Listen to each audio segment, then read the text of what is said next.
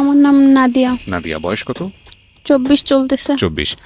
নাদিয়া, আজকে যে সিক্রেটস, সেই সিক্রেটসটা আসলে আমি আপনাকে যখন শুরু করবো অনুষ্ঠানটা, তার আগে আপনাকে আমি বেশ কিছু জিনিস জিজ্ঞেস করছিলাম। আমি খুব অবাক হয়েছি বিষয়টা জেনে। আমার মনে হয় একটু ধারাবাহিকভাবেই শুনতে চাই। It's not a extraordinary case, প্রিয় শ্রোতা, it's a most common case, it's a family drama. এবং আমাদের সোসাইটিতে এই জিনিসগুলো খুব র্যাপিডলি গ্রো করছে, এই ফ্যামিলি ক্লামিটিগুলো। অনেকেই মনে করেন যে এগুলোকে ফ্যামিলির জিনিস ফ্যামিলিতে চেপে রাখাটাই বেটার। কিন্তু কেন হয় আসলে বিষয়গুলো, এগুলোকে ফাইন্ড আউট করার জন্যে আমরা যেভাবে উপস্থাপন করলে আপনাদের জন্য বেটার হয় বোঝা, আমরা ঠিক সেভাবেই উপস্থাপন করব। এবং এই অনুষ্ঠানের কিছু উদ্দেশ্য থাকে, আপনারা শুরুতেই জেনেছেন, সেটা মেনটেন করেই আমরা এখানে প্রচার করছি। আশা করছি আপনারা শুনবেন।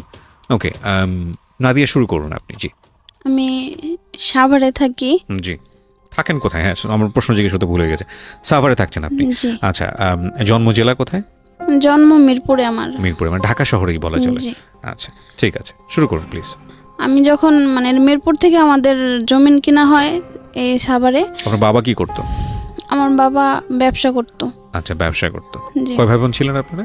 আমরা 4 ভাই 3 বোন। 4 ভাই 3 বোন। আপনি কি মানে সবার বড় না ছোট? না, আগে 3 ভাই, তারপরে 3 বোন, আর আমার ছোট একটা ভাই। আমরা ওইখান থেকে এখানে আসি। আসার পরে মানে এই এলাকায় 2তে ভর্তি হই আমি। তো 2তে ভর্তি হই, এইখানেই চলাফেরা করি। তো আমার বড় যে বোনটা ছিল, মেজো বোন, ওকে বরাবরে তো বিয়ে দেওয়া হয়েছে। তো মেজাপার বিয়ে হয় নাই তখন। আর ওর মাথার ব্রেন অনেক ভালো ছিল, ওরে পড়ায় নাই। আমাদের এলাকাটা ভালো ছিল না তখন। আচ্ছা।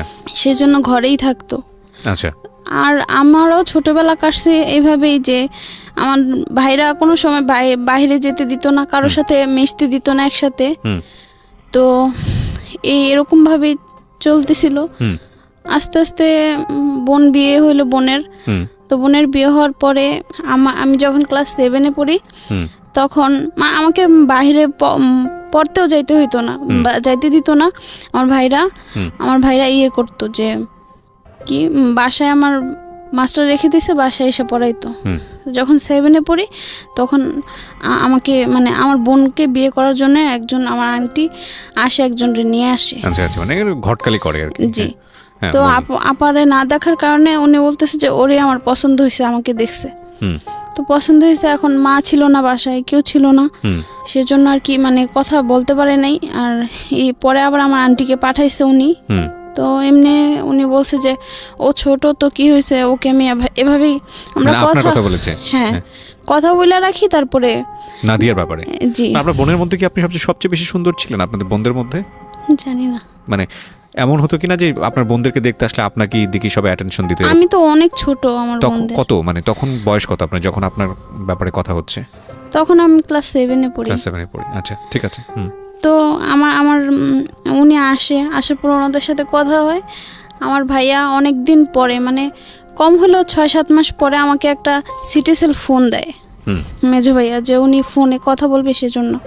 তো সেমনি কথা বলতাম ওনার সাথে। কথা বলতে বলতে উনি আমাকে, মনে করেন ছোট ছিলাম তো, যেভাবে যে স্বপ্ন দেখাইতো ওই রকমই উনি আমাকে বলতো, দেখো আমি তো ঢাকায় থাকি। উনি ব্যাংকে চাকরি করতো, আমি ঢাকায় থাকি, আমাদের তো একটা নতুন সংসার হবে, মানে A to Z একটা সংসারে যা হয় এরকম তোমারই নিয়ে যায়, কিনবো, এই সেই। তো আপনার সঙ্গে কথা বলার সুযোগ পেলো কিভাবে?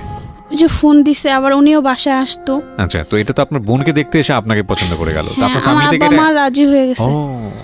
তো রাজি হওয়ার পরে আর কি ওনারা, আর ওদের বাড়ি থেকে কেউ তখন কিছু জানে না, জাস্ট শুধু ও আসা যাওয়া করে বলতে ওরকম না, এই অনেক দিন পরে একদিন এই আর কি। তারপরে উনি কি করলো, আমার এভাবে উনি আমাকে স্বপ্ন দেখানো শুরু করলো। আর আমারও সেই থেকে মাথায় ঢুকে গেছে যে আমার সংসার, এটা আমার স্বপ্ন এরকম, আমার অন্য কিছু ছিল না। তো এই 7 থেকে যখন 8-এ পড়লাম, তখন আমাদের স্কুলের সাথে কলেজ ছিল একসাথে অ্যাড করা। তো বলতেছে যে ইয়ে করছে, আমার ওই কলেজের ড্রেস পরা বা কলেজের ইয়াটা নাকি অনেক সুন্দর। আমার মানুষের স্বপ্ন থাকে যে বড় হয়ে তারা এটা সেটা হবে। আমার স্বপ্নটা ছিল আমি একটু কলেজে পড়বো, একটা কলেজের ড্রেস পরবো, একটা ব্যাগ থাকবে, আমার এটাই আমার ইচ্ছা ছিল হয়তো তখন। তো যেমনি হোক 8 পার করলাম, তখন ওর বোনকে আনছে আমাকে দেখার জন্য, যে আপু আমি তো একজনের পছন্দ করি এরকম, তুমি আসো। তোর বোন আয়েশা আমাকে পছন্দ করলো না, যে অনেক ছোট, আর তুমি তখন ব্যাংকে চাকরি করো, পড়াশোনা শেষ করে ব্যাংকে চাকরি করতেছে। সে ক্লাস 8 এর একটা মেয়েকে পছন্দ করে বসে আছে। হ্যাঁ, তো ওনারা পছন্দটা করলো না আমাকে, তো বলছে তারপরও আমি ওকে বিয়ে করব। তো এই কথা বলার পরে ওর বোনটুন যারা আসে তারপরে চলে যায়। তো কিন্তু আমার আব্বা মা কথা বলার পরেও বলতেছে যে করছে ও যেহেতু আসে, আর তুমি কি চাও তোমার ফ্যামিলি থেকে। পরে বলতেছে যে আঙ্কেল আমি আব্বা তখন আমার কোনো ভাই বোন আমাদের সাথে অত ফ্রি না, আর আমার আব্বা মাও আমার সাথে অতটা ফ্রি না। আচ্ছা। তো আমার ভাবির সাথে উনি কথাটা তো বলছে, বলার পরে বলতেছে যে করছে এই ভাই ওরে তো বিয়ে করবেন আব্বা বলছে, তো আপনার ফ্যামিলি থেকে তো রাজি হইলো না, তো কি করবেন। তো বলতেছে যে রাজি না হইলো আমি ওরাকে বিয়ে করবো, আপনি আঙ্কেলের সাথে কথা বলেন, আঙ্কেল যদি বলে কাজী অফিসে নিয়ে যে বিয়ে করব তাইলে রাজি, আর আমার ফ্যামিলি লাগবে না। তো এইভাবে না আমার এর মধ্যে আবার আমার মেজো ভাবি একদিন ওর সাথে মেজো ভাবিরও কথা হইতো। একদিন একটা দেশে থেকে আমার ভাবির ভাই আসছে, তো আসার কারণে ও ভাবি কি জানি বলছে, সেজন্য উনি আমাকে বলতেছে যে তোমার বাসায় আরেকটা ছেলে আসবে কেন এই সেই। তো আমার বাসা আর কি আসছে কি আমার অতটা মাথায় অত কিছু আমি ভাবিও নেই যে কেন আসলো বা কি জন্য সেগুলো বলতেছে এই আর কি। তো তারপরে উনি আমার সাথে রাগ করে কথা বলে নাই। কথা না বলার পরে প্রায় অনেক মাস যাওয়ার পরে সে আমাকে বলতেছিল যে করছে। অনেক মাস পরে উনি আবার কথা বলার জন্য আমার সাথে চেষ্টা করতেছিল। আচ্ছা। তো চেষ্টার নাম কি ছিল? নাইম, যিনি ব্যাংকে কাজ করতেন। জি। তো উনি কথা বলার চেষ্টা করতেছিল, তো কথাও বলছিল। বলার পরে আমার ফ্যামিলি থেকে আমাকে চাপ দিতেছে যে অনেকজন আমাকে নাকি দেখতে আসতেছে, এখন আমাকে বিয়ে দেওয়া লাগবে এই সেই। তো কি করবে এখন। আব্বারে যখন ও বললো যে কাজে অফিসে বিয়ে করবে, তখন আব্বা রাজি হয় নাই, যে সবার ছোট একটা মেয়ে, বংশেরও ছোট, ওকে যদি অনুষ্ঠানভাবে না বিয়ে দিয়ে অনুষ্ঠান না করে তাহলে কিভাবে হবে। তো আব্বা ফার্স্টে রাজি ছিল না, পরে ভাবি বুঝাইলো যে মেয়ে সুখে থাকলেই তো সব সুখ।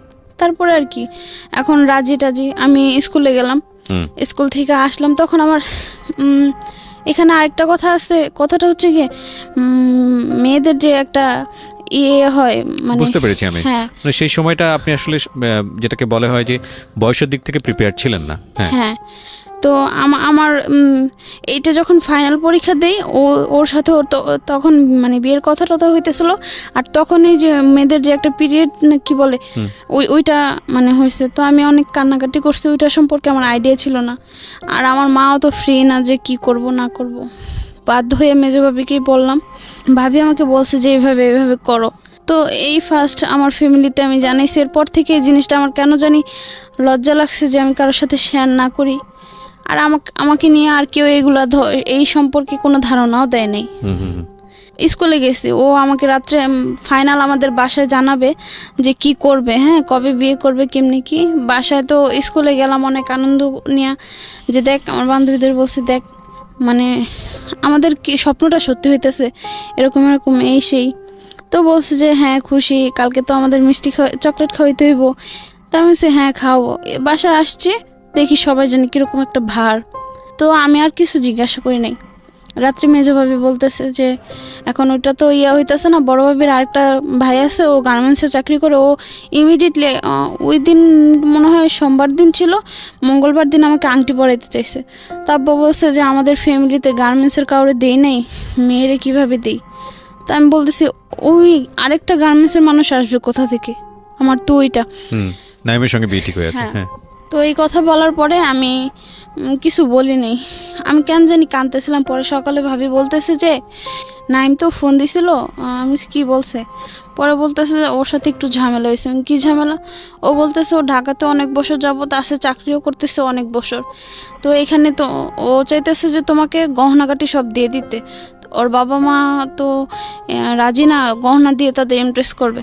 তো আব্বা বলে দিছে যে গহনা টহনা কিছু না দিলে আমার মেয়ের ফার্নিচার দিয়ে দিতাম। তো আমাকে আগেই বলছিল যে দেখো ঘরে তুমি যে বসবা এই ফ্রিটাও আমি বানিয়ে নিছি। তো এইগুলো নিয়ে কথা কাটাকাটি হয়েছে, পরে ও আমার কাছ থেকে সরে গেছে, আর কিছু হয় নাই। তো না, এইটা পরীক্ষা দিয়ে পাশ করে আবার 9-এ উঠলাম। 9-এ ওঠার পরে আমার শ্বশুর স্কুলের এখানে যা দাঁড়ায় থাকতো, মানে যার সাথে বিয়ে হবে তো দাঁড়ায় থাকতো। তারপর আমার এক মামার মাধ্যমে আমাদের বাসায় যায়, ওনাদের পছন্দ হয়। প্রথম সাময়িক পরীক্ষা আমি মনে হয় 2টা দিছি, তারপর আমার বিয়ের কথা চলতেছে, মানে উনি গেছে। তো ফার্স্টে আমার শাশুড়ি গেছিলো, যাওয়ার পরে আমার শাশুড়ি আমাকে দেখে পছন্দ করে আসছে। পরে আমার দেওর আর আমার যা আর উনি যায়। তো যাওয়ার পরে আমার বাসায় সবাই বলতেছে যে যা আসছে যেহেতু এটা তোমার ভাসুর টাসুর হবে কিছু। তো আমিও ভাবছি যে সেটা ভাসুর, আর সাথে যে দেওরটা গেছে আমি তারে ভাবছি যে ওইটা হবে আমার হাজবেন্ড। নাইমের পাটটা চুকে গেল। জি। আচ্ছা। তো এখন গেল, আমাকে পছন্দ হলো, ওনাদের কথাবার্তাও সব ক্লিয়ার। পরে এখন অনুষ্ঠানও হয়ে গেছে, সবাই আসতেছে, তো আর কি করবে। বিয়ে হইলো, শ্বশুর বাড়িতে গেলাম। মানুষের যে একটা বোঝা বা কি ওগুলা কোনো কিছুই বুঝতাম না। আমি ভাবছি যে বিয়ে বাড়িতে যেভাবে গেলে যা হয় আর কি তা। এভাবে আমার বিয়ে হইলো, গেল কিছুদিন। তো যাওয়ার পরে বিয়ে কার সঙ্গে হলো? ওই যে যারে ভাসুর মনে করছি তার সাথে। আচ্ছা, মানে সেটা তো অন্য হিসাব। নাইমের সঙ্গে তো বিয়েটা হলো না। না, তাহলে যে যার সঙ্গে হলো উনি কি করতো পেশায়? বিয়ের আগে যেটা জানতেন? বিয়ের আগে বাইরে ছিল। আচ্ছা, বাইরে ছিল, বাইরে থেকে এসছে। হ্যাঁ। আপনার ফ্যামিলি রাজি হয়ে গেছে, যেহেতু আপনার বারবার বিয়ের কথা আসছিল ফ্যামিলিতে, সবকিছু মিলিয়ে আপনাকে একটা বিয়ে দিয়ে দিল আর কি। কিন্তু ছেলে এটা ছিল না, কোনো আত্মীয় হতো আপনাদের? জি না। ওকে, তারপর এভাবে কিছুদিন গেল। তো আমার বিয়ের 1 মাস 15 দিন পরে আমার পেটে ব্যথা শুরু হয়। তো ওইটার চিকিৎসা কিছুটা নেয়, 2-1টা ইঞ্জেকশন দেয়, কোনো ডাক্তার দেখায় না, এমনিতে ইঞ্জেকশন দেয়, ব্যথার কমে। বিয়ের 1-1.5 মাস পরে আমার গলা দিয়ে রক্ত পড়ে। কেন? এটাও কোনো জানি না। আচ্ছা। হঠাৎ করে। আচ্ছা। তো এরকম অনেক ডাক্তার দেখাইছে, কিছু ধরা পড়ে না। তারপরে ওনারা চিকিৎসাও করছে, কিছুই হয় না। ওকে। তারপর হঠাৎ করে একদিন নিজেই বন্ধ হয়ে গেছে। 1 মাস পুরো একটানা ছিল। ওকে। তারপর আস্তে আস্তে এরকম করতে করতে আমাদের ফ্যামিলির যে একটা ফার্মেসি ডাক্তার থাকে, উনি বলতেছে যে করেন কাকি, আমাদের ভাই হয়, তো কাকি ওরে না একটা বেবি নিতে বলেন, তাইলে মনে হয় ওর রোগ টোক চলে যাবে। ডাক্তারকে না দেখিয়ে এই সাজেশন দিয়েছে? হ্যাঁ। আচ্ছা। তো আমার তখন বিয়ের 1 বছর হয়েছে নাকি, হ্যাঁ হয়েছে সম্ভবত, তাও শিওর জানি না। তো বাচ্চা নিয়েছি, ছেলে হইলো। তো হওয়ার পরে আমি করলাম। আমার হাজবেন্ড তো আমার ছেলেরা 2.5-3 মাসের রেখে চলে গেছে বাহিরে। তো অতদিন আমার কাছেই ছিল। বাহিরে চলে যাওয়ার পরে শ্বশুর শাশুড়ি আমার মানে ওরকম অত সুবিধার ছিল না। মানে হয়তো কি সংসারে যদি আমরা 5 জন থাকতাম তাহলে উনি আমাদের কি মানে আমাকে সহ 5 জন থাকলে ওনারা 4 জনের খাবারটা দিত, আর হয়তো না খায় থাকতাম বা দেখা যেত যে খাবার নাই, এরকম কিছু। সব মিলে কি মানে যৌথ পরিবার ছিল, সবাই মিলে একসঙ্গে থাকতো? সবাই বলতে যৌথ কি, আমার যা আমার কাছে আমাদের সাথে ছিল না, বাপের বাড়িতে থাকতো, আর শ্বশুর শাশুড়ি আর 3টা দেওর, সবাই একসঙ্গে থাকতো। হ্যাঁ। আচ্ছা। তো এরকম করার পরে আবার আমার ছেলে যখন পেটে ছিল, আমি একটু খাবার বেশি খেতাম, তখন শ্বশুর বলতে কি তুই কি রাক্ষস হয়ে গেছিস, এত খাস কেন, নাকি রাক্ষস আনতাছিস পৃথিবীতে, এগুলো বলতো। হ্যাঁ। আপনার জামাই তখন দেশের বাইরে? হ্যাঁ। না তখন দেশে। তো আপনি জামাই বলতাম ওরে, ও বলতো কি থাক বলুক, মুরব্বী মানুষ বলছে কি হয়েছে তো। আর ও আমার জন্য শুকনা কোনো খাবার কোনো সময় আনতো না। আমি যে পিল খাইতাম আমার অনেক খারাপ লাগতো। আমার বাসা থেকে বিস্কিট যত খাবার যা আছে সব এনে দিত। এনে আমি আমার বাবার বাড়ি মানে ওগুলোই খাইতাম। তো আস্তে আস্তে এইভাবে সময়গুলো কাটলো। ও যখন বাইরে চলে যায়, ওনাদের খাবার আর সবকিছু মিলে A to Z আমার কাছে, আমার উপর আরো বেশি শুরু হয়ে গেল। হ্যাঁ। তো আমি ওরে বলছি যে আমি বাসায় চলে যাই, আমার এখানে ভাল লাগে না। আর বাসায় তো ভাইয়ারা যখন স্কুলে যাইতাম তখন বলতো কি, স্কুলে যে যাইতেছিস, কোন ক্লাসে কোন বেঞ্চে বসিস, সব কানে আসে। আবার বাসা থেকে বের হইতে দিত না, কোনো ছেলেদের সাথে ভয়ে কথা বলতাম না। বাসায়ও সেই একই রকম। এখন বিয়ে হয়েছে, বিয়ের পরেও সে একই রকম। আমার এক বান্ধবী দেখা হয়েছিল ওর সাথে, ও বলতেছে তোমার ফ্যামিলি এটা কোনো ফ্যামিলির পর্যায়ে পড়ে। তো আস্তে ধীরে আমার কেমন যেন একটা খারাপ লাগা শুরু হলো, যে মানে আপনার শ্বশুর বাড়ির লোকজনের প্রতি? সেটা তো লাগছে, আমি আমার বাপের বাড়িতে চলে আসছি। আচ্ছা। ছেলে হওয়ার পরে, ছেলে হয়েছে, ছেলের দুধ দেয় না, ও আমাকে ঠিক মতন টাকা পয়সা দেয় না। তো বাসায় আসি, হয়তো 10 টাকা দিলে 10 টাকা থেকে ছেলের জন্য আমাকে 12 টাকার খাবার দুধ টুধ আনা লাগতো, হ্যাঁ। নিজের খরচ হইতো না, আর নিজে ওরকম খরচ বুঝিও না, ঘর থেকে বের হইও না, আর জানিও না জগৎ সম্পর্কে। তো এমনি সেমনি যাই হোক, এখন হঠাৎ করে ও এই কথা বলার পর থেকে আমার জানি কেমন একটা খারাপ লাগলো। কে বলেছে, কি বলেছে? আমার একটা বান্ধবী বলতেছে যে তুমি যে এভাবে চলো, এটা কি কোনো জীবন, মানুষের জীবন, পশুর আপনি জীবন? তখন স্কুলে পড়তেন? না না, পড়া বন্ধ করে দিয়েছেন? আমার পড়া বন্ধ। আচ্ছা, তখন এই কথা বলার পরে আপনার রিয়েলাইজেশন হয়েছে যে না, ভালো না, আমার ভালো লাগছে না বিষয়টা। হ্যাঁ, কারণ আমার বিয়ের আগে যখন বিয়ের কথাবার্তা চলতেছে, তখন আমি মনে করছি যে আপারা শ্বশুরবাড়ি থেকে কত সুন্দর করে আনন্দ করে আসে, আবার শুনি জামাইদের সাথে ঘুরতে যায়, তা আমিও মনে হয় কোনোদিন ঘুরতে যাব।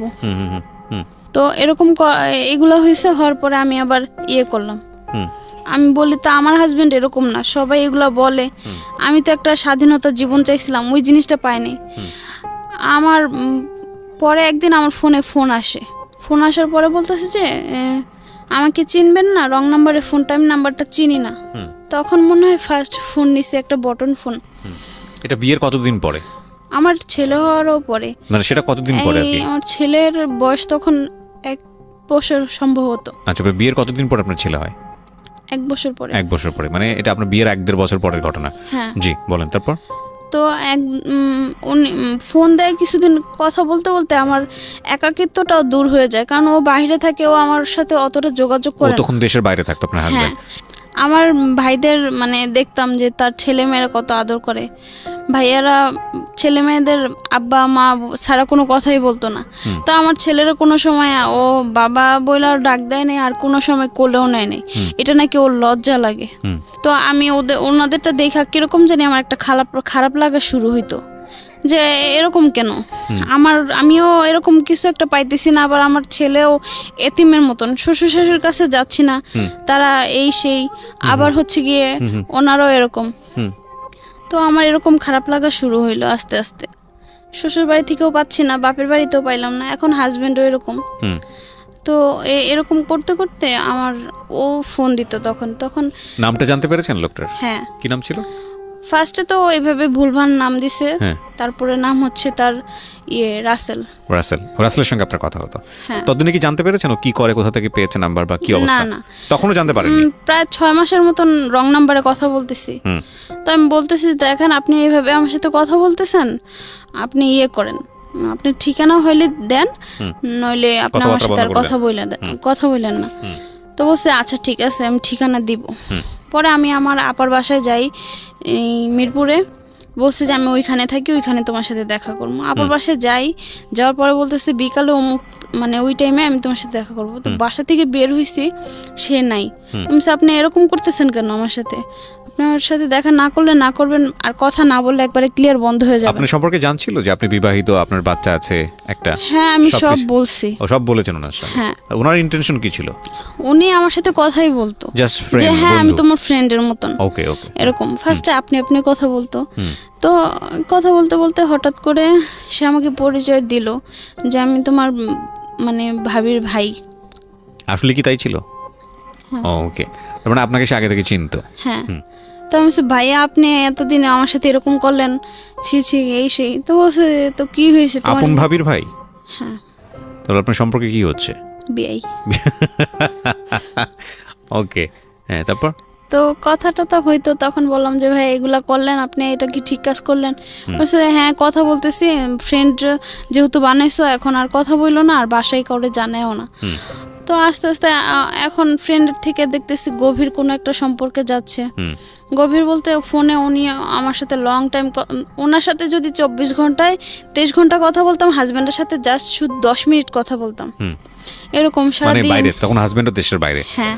একটা জিনিস খেয়াল রাখবেন যে ওনার সম্পর্কে উনি যিনি যোগাযোগ করেছে তিনি ওনার সম্পর্কে জানতেন, এবং ওনার হাজব্যান্ড দেশের বাইরে এটাও জানতেন। সো সুযোগটা নিচ্ছে আর কি আলটিমেটলি। আর ইনিও বয়স যেহেতু অনেক অল্প এবং বিষয়গুলো তেমন একটা জানা ছিল না, একাকিত্ব খোঁজানোর জন্য উনি ওনার সঙ্গে কথা বলতেন। So situation is a big fact. এবং আজকের এই অনুষ্ঠানটা শুনে সবারই একটা অনেক বড় শিক্ষা হবে যে আসলে আমাদের এই সামাজিক সম্পর্কে জড়ানোর আগে আসলে ফিউচারটা কিছুটা হলেও চিন্তা করে নেওয়া উচিত।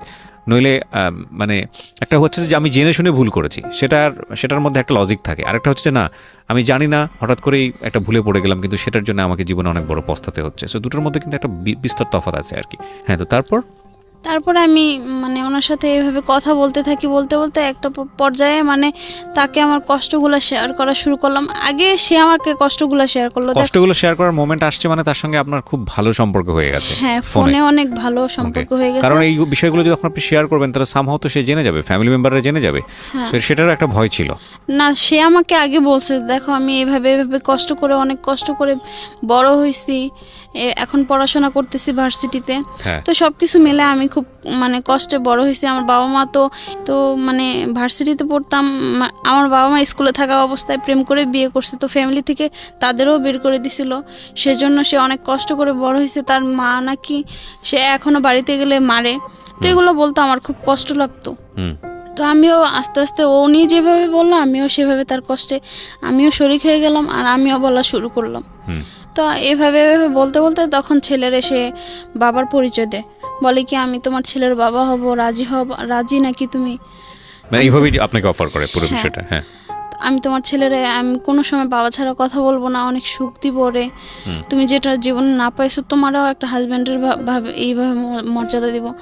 তো আমি তখন আমার মাথায় এই জিনিসটা আসলো যে আমার ছেলে তো এতিমের মতন, আমার ছেলেটা যদি একটা সত্যিকারের বাবা পায় তাহলে তো এখানে আমার অনেক পাওয়া। তো সেই ক্ষেত্রে আমিও কেন জানি আর না করলাম না। ওই জিনিসটা আমার এতটুকুন লোভ লাগছে, লোভটা আমার এটাই ছিল যে আমার ছেলের একটা ইয়ে হবে, বাবা হবে, এই সুখ।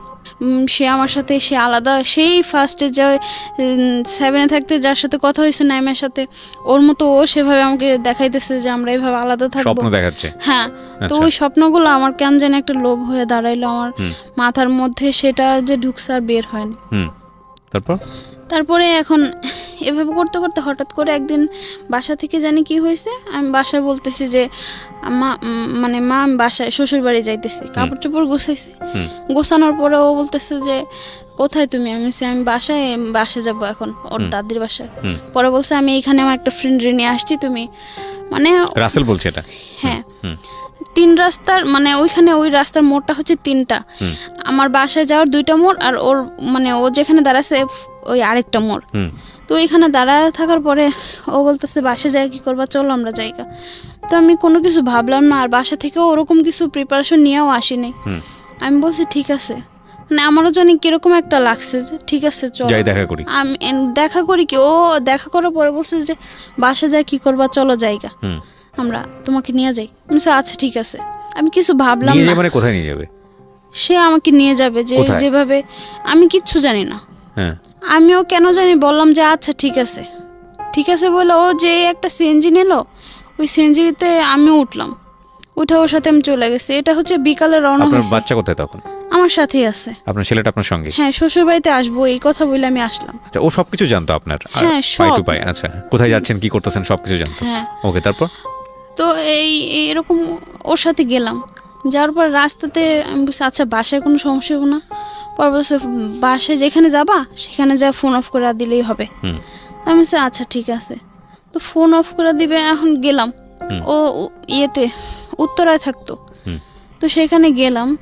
যা আপনি আগে থেকে সবকিছু জানতেন না? না, কিছুই আপনাকে টাচ দেয়নি? না, ও বলছে চলো জায়গা, আমিও কেন জানি চলে গেছি, কোনো কিছু ভাবি নেই আগ দিক পিছে।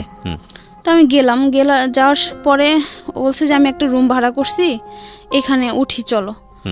তো উঠি, আমার শুধু আমার মানে কাপড় চোপড় যায় আমার ছেলেরও, আর আমি তো জানতামই না যে এইখানে আসতে হবে বা কি, ওরকম প্রিপারেশনও ছিল না।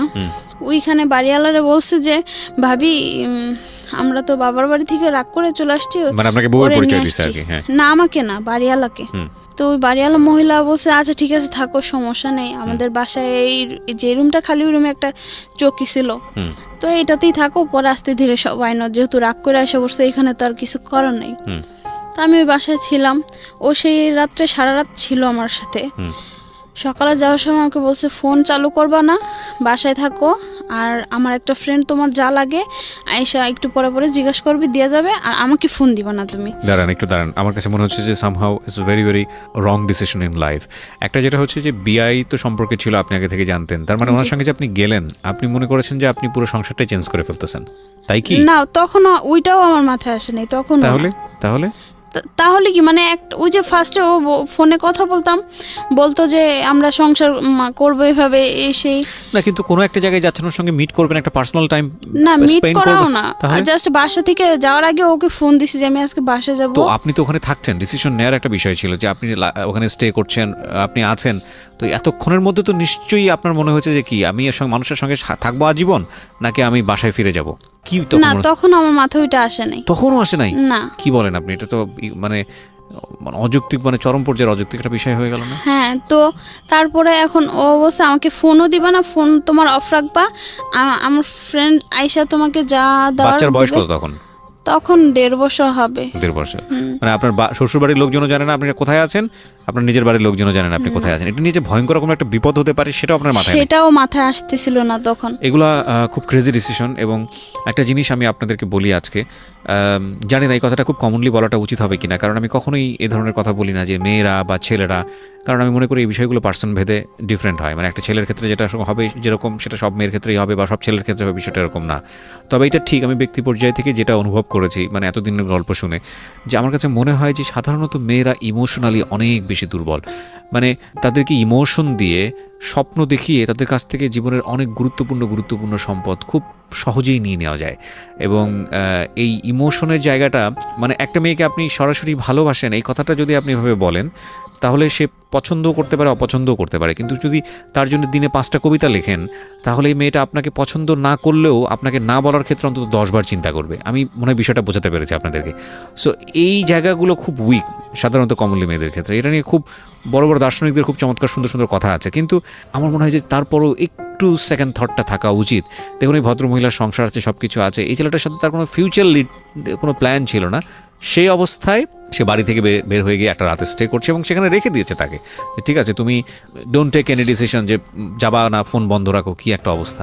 যাই হোক, তারপরে আমি তখন আমার মাথায় আসে না। ও মানে যখন ফোনে কথা বলতাম তখন ও আমাকে বলতো, এইভাবে তো বলছে যে অনেক কষ্ট পাইছে বা কষ্ট করতেছে। আপনাকে বললো যে ফোনটা বন্ধ রাখার জন্য, আপনার ওখানে নাইট স্টে করার পরে আপনারা বললেন যে ফোনটা বন্ধ রাখার জন্য, তারপর আপনি কি করলেন? তারপর ও চলে যায়। হ্যাঁ, রাসেল চলে গেল। তারপর হ্যাঁ, যাওয়ার পরে ওর ফ্রেন্ড সকালে আসে না, সম্ভবত 10টা-11টা বাজে আসে। ফ্রেন্ড কেন আসবে? ওই যে ফ্রেন্ডের কাছে বইলা দিছে যে কিছু লাগলে দিও যায়। আচ্ছা, ওকে। তারপর তো এগুলা বলছে। রাসেল কি করতো? পেশায় কিছু করতো না, শুধু বিশ্ববিদ্যালয়ে পড়াশোনা করতো? না, পড়াশোনা করার সাথে সাথে ও একটা জব করতো। আচ্ছা, ওকে।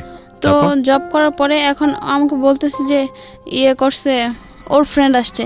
তারপরে ওর ফ্রেন্ড এসে বলে যে ভাবি কিছু লাগবে আপনার? তো আমি বলছি যে না, আমার কিছু লাগবে না। তার আগে আরেকবার ও আমাকে ফোন দিতে না করছে, তারপর আমি ওরে ফোন দিছি যে আমার না খুব মাথা ব্যথা করতেছে, তুমি কখন আসবা? বলতেছে যে তোমাকে না বলছি ফোন দিতে, না তুমি আমাকে ফোন দিবা না, এখানে অনেক খারাপ একটা সময় যাইতেছে, তোমার ফ্যামিলি তোমাকে খোঁজাখুঁজি শুরু করছে, করো। প্ল্যান কি ছিল আপনারা বিয়ে করবেন? হ্যাঁ, রাত্রে ও বলছে যে আমরা কিছুদিন পরে সব স্বাভাবিক হইলে বিয়ে করব। ও ওকে। তারপরে এখন স্বাভাবিক হওয়ার আগেও আমাকে এই কথা বলছে, তখন আমার খুব খারাপ লাগছে। তো খারাপ লাগছে, এই জন্য আমি আর কিছু বললাম না। ওর বন্ধু আসছে, আমি বলছি না আমি কিছু খাবো না। ও আমার ছেলের শুধু একটা জুস কিনে দিয়ে যায় ওর ফ্রেন্ড। তো ওই জুসটা ছেলেটা খায়, সেদিনও সারাদিন আসে না, তার থেকে ধরে আর ও আসেই না বাসায়। তো বাড়িওয়ালা বলতেছে তোমার ঘরে কি আছে, কি খাইতেছো? ছেলেটা গেছে, এভাবে আসে না। আমি ও একটু ব্যস্ত কাজের জন্য। ও আমাকে সব শিখিয়ে দিছে যে বাড়িওয়ালার এভাবে বলবা, আমরা কিন্তু এগুলো বলছি ফাইসা যাবো, কিছু বলবা না। তা আমিও বলছি যে একটু কাজে ব্যস্ত, আসতে পারে নাই। তো বাড়িওয়ালা আমাকে নিয়া ওর কাছে, তো আমি 4-5 দিন ছিলাম। বাড়িওয়ালা 3 দিনের দিন আমাকে একটু ভাত দিছে, যে বুকের দুধ খায় বাচ্চা, তুমি না খায় থাকবা কিভাবে? তো আমি ওই একবেলাই ভাত খাইছি। ভাত খাওয়ার পরে ওর ফ্রেন্ডও আর আসে নাই, আর ছেলের ওইখান থেকে একটু কিছু খাবার খাওয়াইছিলাম, ছিলাম। তো থাকার পরে আমি আমার বাসা থেকে খোঁজ নিতে আমি আবার আমার ফোনে যার নাম সেভ করছি, তো আমার একটা দেওর দেখে ফেলছে। তো বলছে ভাই, দেখলো কিভাবে? ওই যে ফোন দিত অনেক শ্বশুরবাড়িতে থাকতেও। না, সেটা তো আপনি তো তখন ওই বাসাতে আছেন, তখনও তো আপনি সিদ্ধান্ত নেননি কি করবেন না করি নাই, কিন্তু বাসায় তো আসা যাওয়া হইতো শ্বশুরবাড়িতে। ওইখান থেকে আপনি আবার আসতাম যাইতাম এরকমই, কিন্তু বেশি বাসায় থাকতাম। আপনাকে তো লোকজন খুঁজতেছে, তো আপনি শ্বশুরবাড়িতে আসলে তো আপনাকে আটকায় ফেলবে। না, তখন না, আগে আগের কথা যাওয়ার আগে, হ্যাঁ যাওয়ার আগের গল্প বলছেন আপনি? হ্যাঁ, মানে আমার দেওর দেখে ফেলছে। তো ও এভাবে মেজো ভাই জানা ফেলছে যে ভাইয়ের ইয়েতে গেলাম, জানা ফেলছে। জানার পরে ওনারা বলতেছে যে কি এটা কি করলাম, এই সেই, আমাকে ওইখান থেকে নিতে আসছে। তো আমি বলছি যে আমি যাব না। পরে ভাই বলতেছে যে, ভাই আর তার শ্বশুর আসছে, যে তুমি যা চাবা তাই হবে, যদি ওরে বলো শাস্তি দিবা তাহলে আমি শাস্তির মানে এই শাস্তি দিবে রাসেলকে। হ্যাঁ, ভাবির বাবা বলতেছে যদি ওকে শাস্তি দিতে চাও তাহলে আমি সেটাতেই একমত হমু, আর যদি বলো ওর সাথে সংসার করবা, কিভাবে করবা সেটা আমি করাই দিব। তো আমাকে ওইখান থেকে নিয়ে আসলো। এদিকে আবার ও আয়সা পড়ছে। তখন বাড়িওয়ালা সব বুঝে গেছে যে ঘটনা কি, নাকি তখন বাড়িওয়ালা বুঝে নাই? হ্যাঁ, বুঝে গেছে। আচ্ছা, তো বুঝে গেল। তো উনি অতটা ইয়া করে নাই। তারপরে আসলাম, রিক্সায় উঠছে। আমি ভাবছি যে ভাই আর ভাবির, তখন আমার ভাইয়ের বন্ধু আর ভাবির আব্বা, এই তিনজন, আর আমি আর ও, তাইলে এক রিক্সাতে দুইজনেই উঠতে পারি। ও আমার সাথে আসলো না। যখন আমরা একটা আপনাকে গিয়ে ধরেছে কি, মানে তখন আপনার এই ছেলেটাও ছিল, রাসেলও ছিল আপনার সঙ্গে? না, তখন ও ছিল না। ও জানতে পারছে। জানতে পারার পরে ভাইয়ারা গেছে আমাকে আনার জন্য। তো আমি ভয় পাইছি। আমার ভাইদের অনেক আগে থেকে, মানে বিয়ের আগে থেকেই তো ভয় পাই, তখনও ভয় পাইতাম। তো আমি মনে করছি যে আমি গেলে না আমার না মাইরেই ফেলবে, সেজন্য। তো ওই ভাবির বাবা বলছে, মা তোমার গায়ে একটা টোক্কাও পড়বে না, কিছুই হবে না, তুমি যাও না। কিন্তু রাসেল আপনাকে রিকশার ব্যাপারটা আসতেছে কেন? ওকে আপনি পেলেন কোথায়? ও নিয়ে আসছে যে আমি অমুক জায়গায় রাখছি, ও স্বীকার করছে। ও আচ্ছা, ওই নিয়ে আসছে, ছিল না কিন্তু ও আসছে আপনার সঙ্গে। আচ্ছা, তারপর তো স্বীকার করার পরে করছে। আমরা ভাইয়া সিএনজি নিয়েছে। সিএনজি নেওয়ার পরে আমাকে সরাসরি বাসায় আনে নাই। না আনার কারণে আমার আপার বাসায় রাখছে। এদিকে আবার আমার ছেলের বাবা বিদেশ থেকে আসছে, যে এরকম ঘটনা, ও অনেক কষ্ট পাইছে, সেজন্য আসছে। আসার পরে আমাকে না দেখতে পায়া সেও বাসায় অনেক ঝামেলা করছে। তা আমার বড় আপার বাসা থেকে আমার নিয়ে আসছে। তারপরে ওই আপার বাসা থেকেও আমাকে নিয়ে আসছে। নিয়ে এসে আমার বাবার বাড়িতে রাখছে আমাকে। তো আমার বাবার বাড়িতে রাখছে আমাকে, একটা রুমের মধ্যে রাখছে। রুমের মধ্যে কিছু নাই, বাইরে ওনারা তালা দিয়ে রাখছে। মানে ও আসলে, আমার ছেলের বাবা আসলে ওর সাথে দেখা করতে দিবে না, কিছু না। এই জন্য এইভাবে মানে কিছুদিন গেল বলতে, আমি যে রুমের মধ্যে ছিলাম আমাকে কোনো খাবার টাবার আমাকে আমার মা দেয়নি। আর ভাবিরা রাগ, যে ভাবির ভাইয়ের সাথে গেছি, এখানে মা হয়তো বা ভাইয়ারা হয়তো কিছু বলছে, তোর ভাইয়ের সাথেই গেল, সেজন্য দুইটা ভাবি বাসায় ছিল, দুটার সাথেই আমার কিছু হয় নাই, কিন্তু তারা আমাকে কোনো খাবার দিবে না। আমার বাবা মা তো আমাকে বিয়ে দিয়ে তারা আলাদা। ছেলেটা কোথায়? আমার ছেলেটা মার কাছে, আমার কাছেও দেয় নাই। আমাকে একটা ঘরের মধ্যে আটকে রাখছে। আটকে রেখা ওর সাথেও দেখা করতে দিবে না, আর তারা খাবারও দেয় না। তো ওইখান থেকে আনার পরে 4-5 দিন পরে আমার মানে আমি দরজাটা একটু খোলা পাই, গোসল করব বলছি, এই জন্য। তো বাইরে গেছি, বাইরে যাই আমি একটা পাশের বাড়ির ভাবিরে বলতেছি, সে ভাড়া থাকে, বলি কি ভাবি আমার একটু ভাত দেন, আমার খুব ক্ষুধা লাগছে। এই 10 দিনে আমাকে উনি কয়টা ভাত দিল, এই 2 বেলা ভাত খাইলাম। তো ভাত খাওয়ার পরে আস্তে ধীরে মানে আমার শ্বশুরবাড়ি থেকে কেউ মানবে না, আর বাবার বাড়িতেও বলতেছে যে কেউ করবে না, ওর কাছে দিবে না, হয়তো ও নিলে সুখে রাখবে না, বা দেখা যাইতেছে আরেকটা বেবি টেবি পেটে দিয়ে তারপরে তারা মানে রাজি হবে না। এগুলো মানে তাদের অন্যরকম মন মানসিকতা, আমার হাজব্যান্ড আমার সাথে খারাপ কিছু করবে, দিবে না। এভাবে সব স্বাভাবিক হবে, ও স্বাভাবিক করতে চাইছে, কিন্তু শ্বশুরবাড়ির কেউ হইতেছে না, আর বাপের বাড়ির থেকেও ওনারা করতেছে না। আমার ভাইয়া বলছে যে তুমি কি করতে চাও, হ্যাঁ তুমি যদি চাও তাহলে ওর কাছে দিব, আর যদি না চাও তাহলে দিব না, ওর সাথেই আমি রাসেলের সাথেই বিয়ে করাই দিই। তো এগুলো বলছে। তো আমি বলছি যে আচ্ছা ঠিক আছে দেখি। এখন আমার হাজবেন্ড দেখি আমাকে ধরে অনেক কান্না করতেছিল। আপনার হাজবেন্ড এসে? হ্যাঁ। কেন কান্না করতেছে? যে মানে কান্না করতেছে, আবার বাসায়ও রিকোয়েস্ট করছে যে ওর সাথে আমার একটা রাত থাকতে দেন, ওর সাথে আমার কিছু কথা আছে, ও যদি জায়গা আমার ছেড়ে তাহলে যাবে। ও আজ হাজবেন্ড এটা বলতেছে? হ্যাঁ। আচ্ছা। তো আমার সাথে ওই রাত্রে ছিল, থাকার পরে বলতেছে যে তুমি যদি চাও আমাকে এখন বলবা, আমি নিজে যাই ওর হাতে সব তোমার করে দিয়ে আসবো, আর যদি না চাও তাহলে আমি আমার কাছে রাখবো, এটা তোমার সম্পূর্ণ ডিসিশন। তো আমি ওর কাছে জামগা, তখন আমার মাথায় আসে না কিছু, আমি ওর কাছে জামগা। তো বলছে যে আচ্ছা ঠিক আছে কালকে তাহলে তোমার ওর হাতে আমি তুইলা দিব।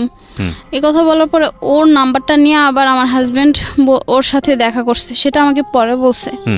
বলার পরে বলতেছে যে ও সব বইলা দিছে ওর সাথে যে আমি একটা মানে সম্পর্কে জড়াইছিলাম, এক রুমে আমরা দুইজন ছিলাম। আমি এটা আমার হাজবেন্ডের কাছে অস্বীকার করছি, ও সব বলছে। তো বলার পরে আমার হাজবেন্ড আমাকে জিজ্ঞাসা করছে, তো আমি বলছি যে না এরকম কিছু হয় নাই। ও বলতেছে যে আমি জানি, তুমি বললে সমস্যা নেই, তারপরেও জানার পরেও আমি তোমাকে মানবো, তোমার গ্রহণ করবো। আমি এখন যাই না ফেলছে, আর কিছু বলার নেই। আর ও এমনভাবে উদাহরণ দিছে যে মানে ও অবিশ্বাস করার মতন কিছু না। আমার হাজবেন্ড অবিশ্বাস করবে না এরকম, ও আমাকে কিন্তু অন্ধের মতো বিশ্বাস করে। কিন্তু ও যা যা বলছে মানার পরে ওর ফ্যামিলি থেকে বলছে তোকে ত্যায্যপুত্র করে দিব, মানে যদি বিয়ে করিস। হ্যাঁ না, ওকে যদি রাখোস, আমাকে যদি রাখে, ছেলে আমারটা নেয়, কিন্তু ওরা রাখা যাবে না। তো হাজবেন্ড কি বললো সবকিছু জানার পরে? হাজবেন্ডের কথা কি ওইটাই ছিল যে ওই নিবেই আমাকে, মানে বলছে না তুমি আমার কাছেই থাকবে? হ্যাঁ। পরে আমি বলছি আচ্ছা ঠিক আছে। এখন আমাকে ফ্যামিলি থেকে ও জিজ্ঞেস করছে তুই কি করতে চাস? আমি বলছি আমিও ওর সাথেই থাকবো, আমার হাজবেন্ডের সাথে।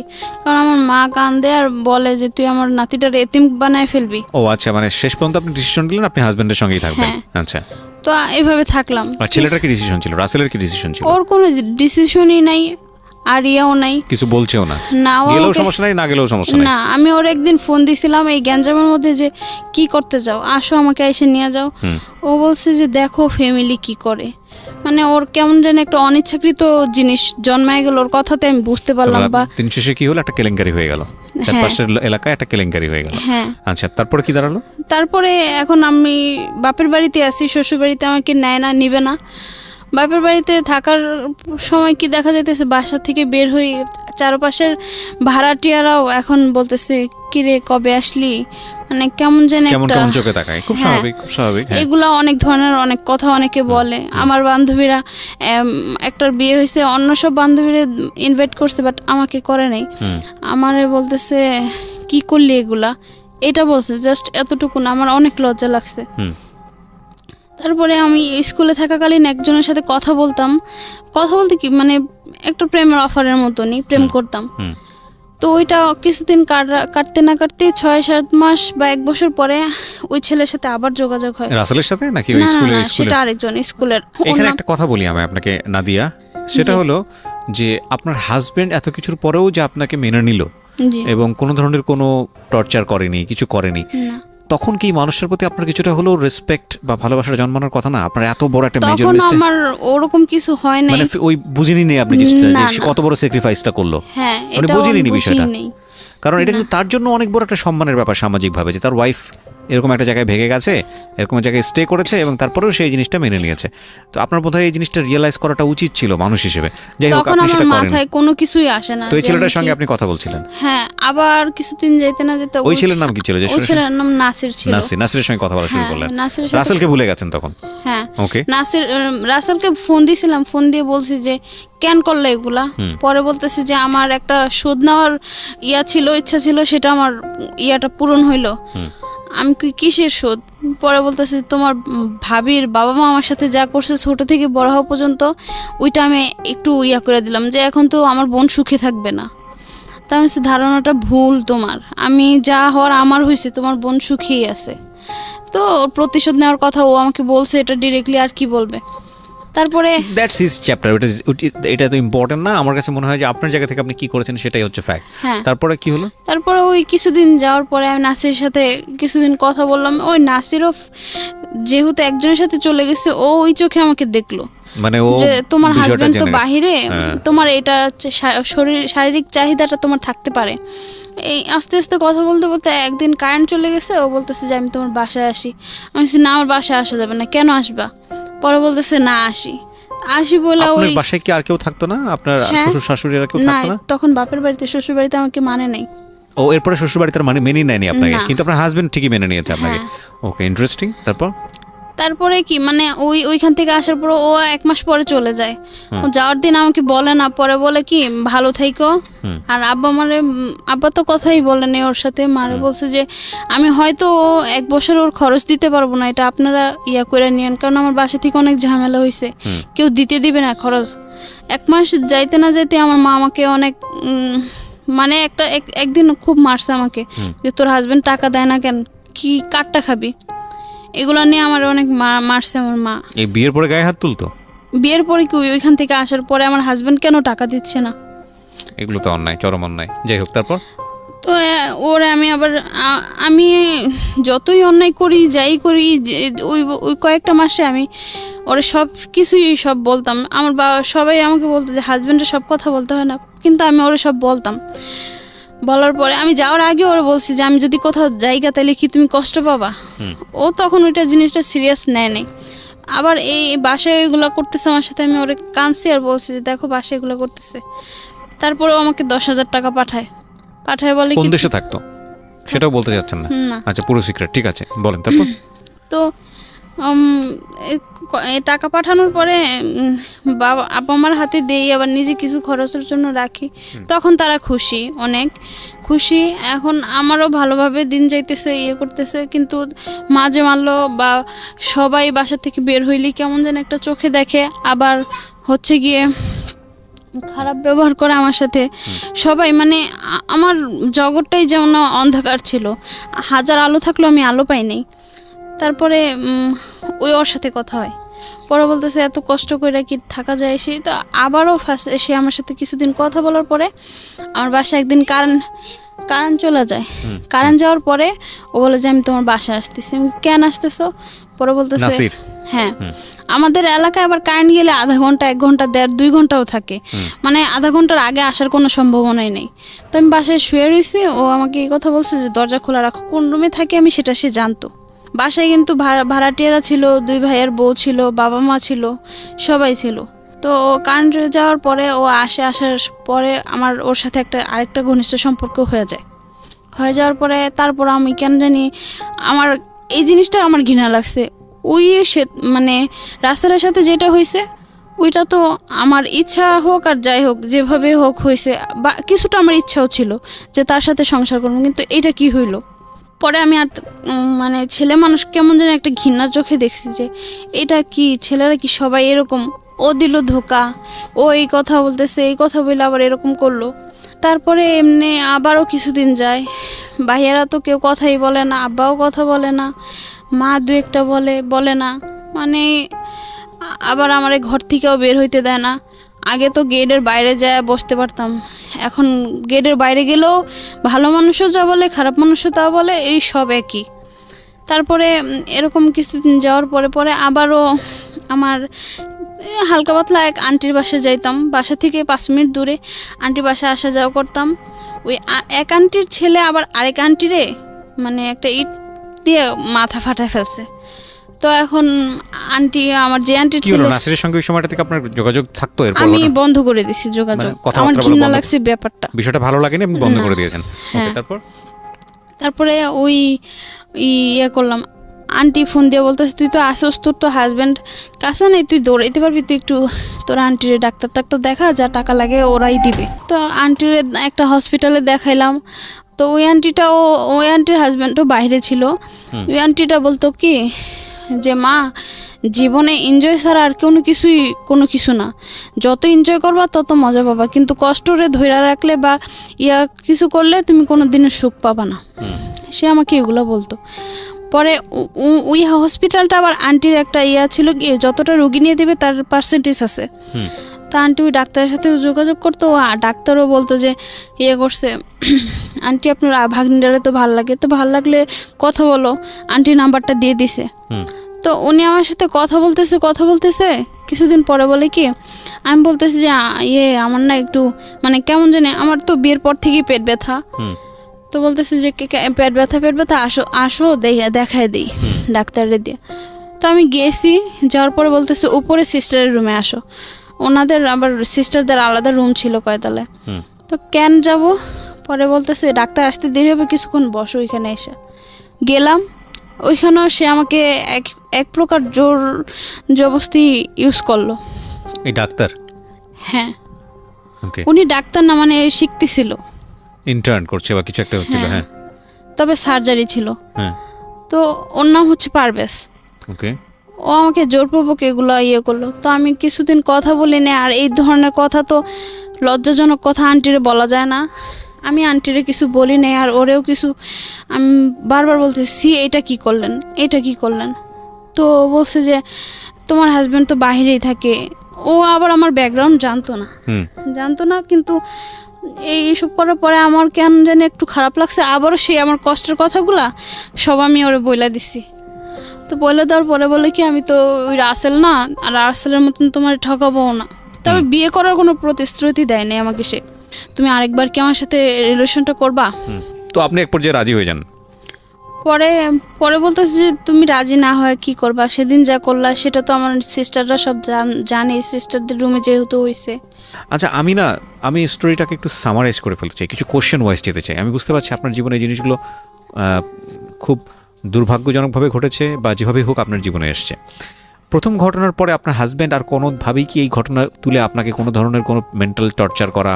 হ্যাঁ, বলতো, টাকা চাইলে বলতো কি কিসের টাকা, ওরকম ওইখানে গেছো ওগুলা মানে খারাপ কাজ করে এসে টাকা নিয়ে আসো। শ্বশুরবাড়ি মানতো না, বাবার বাড়ি থেকে টাকা দিবে না কেন, ওরকম অসুস্থ হইলে ওষুধের টাকা পাইতাম না, ছেলেরে কিছু খাওয়াইতে ইচ্ছা করলে পারতাম না খাওয়াইতে, সে টাকা নিয়ে খুব ঝামেলা করতো। তো আপনার লাইফে তো এই যে জিনিসগুলো, যে জিনিসটা আপনার নাসিরের ক্ষেত্রে হলো বা রাসেলের ক্ষেত্রে হলো, পরে আপনি ডাক্তারের ব্যাপারগুলো, আশেপাশের লোক যাদের সঙ্গেই মিশছেন তারাই আপনাকে কোনো না কোনোভাবে একটা ট্র্যাপের মধ্যে ফেলছে, ফেলে এই ধরনের সম্পর্কের মধ্যে আপনি জড়াই যাচ্ছেন। এরপরে কি এমন কেউ কি এসছে যে যাকে আপনি সত্যি সত্যি ভালোবেসে ফেললেন এবং তার সঙ্গেও আপনার অনেক দূর পর্যন্ত যাওয়া হয়েছে? হ্যাঁ, সে আসে অনেক পরে, সে অনেক পরে এসছে। তার আগে আপনার সঙ্গে এরকম র্যান্ডমলি এরকম দুর্ঘটনাগুলো ঘটেছে? আচ্ছা, তো লাস্ট যাকে আপনি লাভ করলেন, আমি সেই জায়গাটা একটু আসতে চাই। এ কি আপনাকে সমস্ত কিছু জেনে শুনেই ভালোবেসেছিল? জি। পরিচয় হয় কিভাবে? ওর নামটাও আমি বলতে চাচ্ছেন না? জি। কতদিন আগের ঘটনা বা কয় মাস আগের? এটা 3 বছর আগের। 3 বছর আগের ঘটনা। ও কি রাসেলের মতোই আপনাকে স্বপ্ন দেখাতো? না না, ও রাসেলের মতন স্বপ্ন দেখাইতো না। ও আসছিল ফার্স্টে আমার ভাড়াটিয়ার ভাই, তো এভাবেই আমার হাজবেন্ডের আইডি থেকে কথাটা বলতাম। উনি আপনার হাজবেন্ড দেশের বাইরে? হ্যাঁ। আচ্ছা। এর মধ্যে আসে যায় সে এভাবে। তো কথা বলতে বলতে হঠাৎ একদিন মানে সে আমার ব্যাকগ্রাউন্ড জানে, আর জানে বিধেই সে চাচ্ছিল যে আমি ভালো হই সমাজে। আমার যেহেতু দুইটা বাচ্চা আছে, পরে তো আবার আরেকটা মেয়ে হইলো, বাচ্চা দুইটা আছে, চাচ্ছে যে আমি ভালো হই, আমি খারাপের পথে না যাই। তো সেজন্য সে আমার লাইফে আসছে। আস্তে আস্তে এক প্রকার সেও আমার প্রতি ইয়ে হয়ে গেল। আপনার সমস্ত অতীত কি সে জানতো? হ্যাঁ, সবগুলো সম্পর্কের ব্যাপার কি জানতো? হ্যাঁ, যে কার সঙ্গে কোথায় কি হয়েছে সবগুলো A to Z জানতো। জানার পরে সে আপনাকে কি করে, লাভ অফার করে নাকি? না না, এরকম কিছু না। তাহলে বন্ধু? হ্যাঁ। আপনি সেটা এগ্রি করতেন? এতগুলো সম্পর্কে জানানোর পর আপনার নিজের তো একটা অভিজ্ঞতা হওয়ার কথা যে না আমি আসলে কি চাই। আপনার জায়গা থেকে আপনি তখন আমি তার কোনো দিকটা যে মানে খারাপ বলবো বা অনিচ্ছা ছিল এরকম কিছু আমার তার কিছু চোখে বা ব্রেনে আসে নাই। হ্যাঁ, খারাপ কিছু উনি এরকম কিছু করেও নাই। তারপর উনি সবসময় লড়াই করে গেছে যে আমি কারোর সাথে যেন কথা না বলি। আচ্ছা। হ্যাঁ, মানে আমার আইডি বলেন, ইমো আইডি, তারপর হোয়াটসঅ্যাপ, সবকিছু আইডি সে আমার ইয়ে করে রাখছে, যে চাচ্ছে যে সে কি চাইতো আপনার কাছ থেকে? সে এগুলা কিছু চাইতো না, সে চাইতো জাস্ট আমি ভালো হই, আমি শুধু আমার হাজবেন্ডকে নিয়ে থাকি। আপনার ইনভলভমেন্টটা অন্য জায়গাগুলো তখন কি মানে ব্যাপারগুলো এরকম হয়ে গেছে যে আপনি নিজেও চাইতেন বিষয়গুলো কি এরকম ছিল? না না, আমি কোনোটাই চাইনি। ভালো হই বলতে কি আপনাকে ব্লক করতে চাচ্ছিল বিভিন্ন জায়গাগুলো থেকে, যাতে আপনার কাছাকাছি কোনো খারাপ মানুষরা না আসতে পারে। তো এটা সে কেন চাইবে? তার ইন্টারেস্টটা কি? সে কেন চাবে এটা জানি না, বাট তাকে বলি, সেও বলে যে আমিও জানি না, কিন্তু আমি চাই যে তুমি ভালো হও। তুমি তো আল্লাহর একটা বান্দা, আমি চাই তুমি ভালো হও। তার সর্বশেষ এই রিলেশনশিপটা শেষ পর্যন্ত কোথায় গেল? ভালো হওয়ার জায়গাটা থেকে সে আপনার সাথে এখনো কি আছে নাকি চলে গেছে? এখনো চলে যাওয়ার মতনই কিছুটা, কিন্তু সে বলতেছে যে আমি 3টা বছর লড়াই করলাম, আমি অনেক কষ্ট করছি আমার এরকম লাইফ থেকে, আমি কারোর সময় মানে আমি ভবিষ্যতে আমার ওয়াইফকে দিতে পারবো না কি জানি না, কিন্তু আমি চাচ্ছি যে তোমার সময় দেয়। কিন্তু আমি আপনাকে বিয়ে করতে চাই না। তাহলে সে কি চায়? তার উদ্দেশ্য একটাই, আমি যেন কারোর সাথে কথা না বলে আমার হাজবেন্ডকে নিয়ে আমি থাকি, আমার ছেলে মেয়ে নিয়ে আমি সুখী হই। Very interesting. তো তার সঙ্গে আপনার কোনো ধরনের কোনো অনৈতিক সম্পর্ক হয়নি? হয়েছে। তাহলে কি দাঁড়ালো?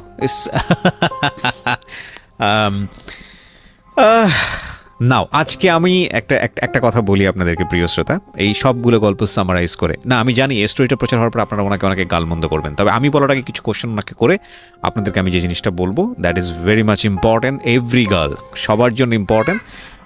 আজকে এই জিনিসটা জেনে নেওয়াটা খুব ইম্পর্ট্যান্ট। এটা একদম স্টোরি শোনা বা আপনার নিজের জায়গা থেকেও আপনি হয়তো অনেকখানি রিলেট করতে পারবেন যে আমি যেটা বলছি সেটা সত্য কি মিথ্যা, এবং আপনার জন্য খুব ইম্পর্ট্যান্ট। আমি যে কথাটা বলবো আপনাকে, আপনি দেখতে শুনতে মাশাআল্লাহ, আল্লাহ আপনাকে অনেক সুন্দর করে দুনিয়াতে পাঠিয়েছেন। আমি ছবিটা পাবলিশ করবো না এথিক্সের জায়গাটা থেকেই, হ্যাঁ এটা আপনিও চান না, যেহেতু আপনার একটা বাচ্চা আছে, এবং অফকোর্স এটা আমরা আমাদের গেস্টদের ক্ষেত্রে সবসময় করে থাকি। এবং যেই ভিডিওগুলো আমার পার্সোনাল ইউটিউব চ্যানেলে আসে, প্রত্যেকটা ভিডিও আমাদের গেস্টদের পারমিশন নিয়ে এটাকে ফ্ল্যাশ করা।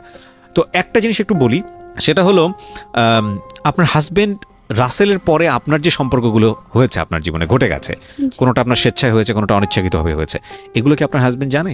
আমার হাজব্যান্ড জানে না, কিন্তু অনেকে আমার সাথে যে কথাগুলো বলতে চায় বা ফার্স্টে তারা তো ফ্রেন্ড হইতে চায়, ফ্রেন্ডের পরে তো আপনার হাজবেন্ড জানে কি জানে না? জানে না। না, আমার হাজব্যান্ডকে সাপোজ বলি যে উনি না আমাকে পছন্দ করে, এতটুকুনি বলি যে উনি না আমাকে পছন্দ করে, এগুলা বলে জাস্ট এতটুকুনি। কিন্তু আপনার হাজবেন্ড তেমন একটা পাত্তা দেয় না, কেয়ার করে না। আপনার হাজবেন্ড এখন কি করেন? আপনার সঙ্গে কি থাকেন উনি, নাকি দেশের বাইরে থাকেন? না, এখন উনি আমার সাথেই থাকে। কয় বছর হলো দেশের ভিতরে আছেন? আসছে হচ্ছে গিয়ে নভেম্বরে আছে। তো আপনার হাজবেন্ড আসার পরে কি আপনার মধ্যে কোনো চেঞ্জ আসছে, নাকি আগের মতোই আপনি অন্য কাউকে মিস করেন? আমার হাজবেন্ড আসার পরে অনেকটা চেঞ্জ হয়েছে, কিন্তু যে আমার জন্য এতটা লড়াই করছে তাকে আমি এখন বুঝাইতে চাই বা বলতে চাই যে আমি এগুলা সাইডে দিছি, টোটালি করি না।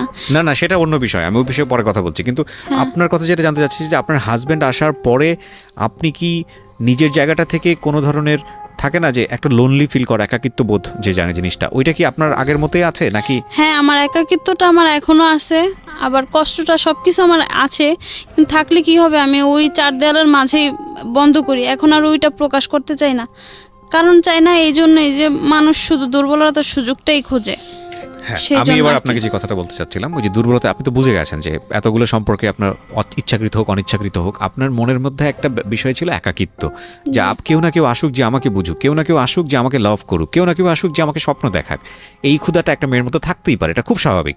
কিন্তু এই ক্ষুধার জায়গাটাতে প্রপার মানুষটাকে সেট করাটা খুব ইম্পর্টেন্ট। দেখেন, আপনার হাজবেন্ডের বাইরে যতগুলো সম্পর্কে আপনি জড়িয়েছেন, এবং সেটার শেষ পর্যন্ত বিষয়টা এটাই ছিল যে একটা অনৈতিক সম্পর্ক, তাই না? এটা তো আপনি বুঝতে পেরেছেন, আপনি যে কারণে আজকে সিক্রেটসে আসছেন, তাই কি? আপনি কেন আসছেন, আপনি এটা আমাকে একটু বলেন তো।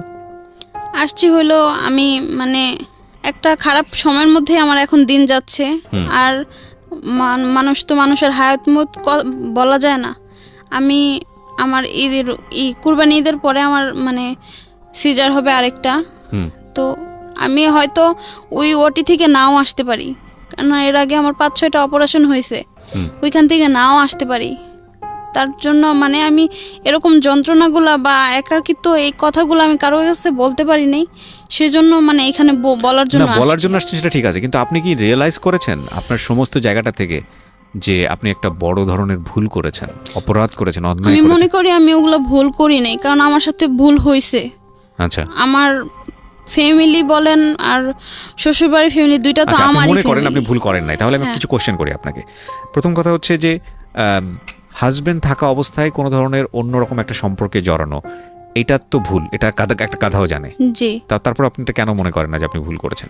কারণ এগুলো তো আমার কোনো কিছু আমার ইচ্ছাকৃতভাবে হয়নি। কোনটা আপনার ইচ্ছাকৃতভাবে নেই? মানুষ একটা ভুল করে, মানুষ দুইটা ভুল করে। আমি আপনার নাম্বারটা জানি, যেটা আমি ফ্ল্যাশ করতে চাই না। তো এটা কি আপনার মনে হয় না একবার দুবারও আপনি শেখেননি? সেই জায়গাটা থেকে আপনি কি বলবেন? হ্যাঁ, ভুল করছি, কিন্তু ভুল করারও তো কোনো কারণ ছিল। ডেফিনেটলি কোনো ভুল এবং অপরাধের পেছনে নিশ্চয়ই কারণ থাকে, আমি তো সবসময় সেটা বলি। কিন্তু দেখেন, আপনার গল্পটা শুনে আমার কাছে যেটা মনে হয়েছে যে মানুষ আপনার সুযোগ নিয়েছে। আপনার হাজবেন্ড দেশে থাকে না, সেটার একটা সুযোগ নিয়েছে, এবং আপনার জায়গা থেকে চরম পর্যায়ের একাকিত্ব একজন মানুষ ছিলেন আপনি। আপনার ফ্যামিলির জায়গা থেকে সাপোর্ট ছিল না, অন্য কোনো জায়গা থেকে সাপোর্ট ছিল না, যে কোনো কারণেই হোক না কেন আপনি ইনভলভ ছিলেন। এখানে ফ্যামিলি এথিক্সের বিষয় আছে, ধর্মীয় বিষয়ে জ্ঞানের বিষয় আছে, সব কিছু মিলিয়ে কোনো কিছু আপনার অনুকূলে ছিল না।